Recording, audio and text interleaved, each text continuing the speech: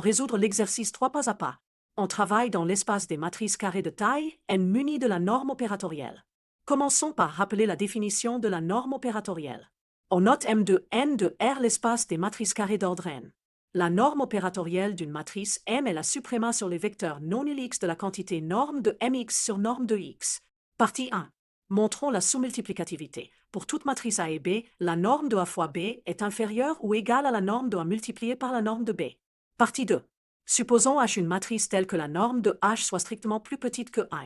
Nous allons construire la série de Neumann et montrer qu'elle donne l'inverse de ID-H. D'abord convergence. Pour k au moins égal à 1, on a la majoration norme de H puissance k est inférieure ou égale à norme de H puissance k.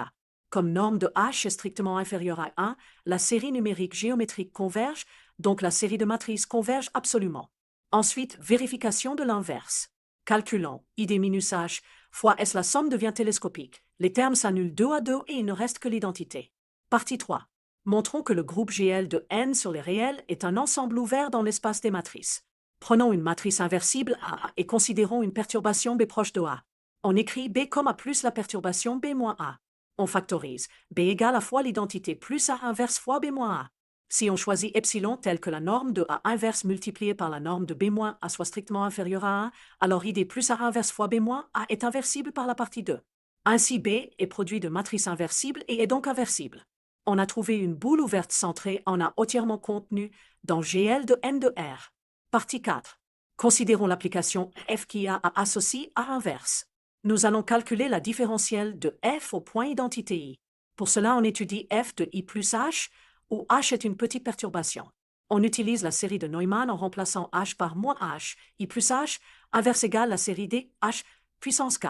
La somme des termes à partir de k égale 2 constitue le reste R de h.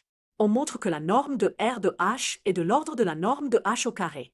Ainsi, l'expansion est I moins h plus un terme d'ordre 2.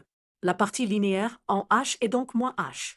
Par définition de la différentielle au point I, on en déduit que df en I appliqué à h est égal à moins h. Recapitulons.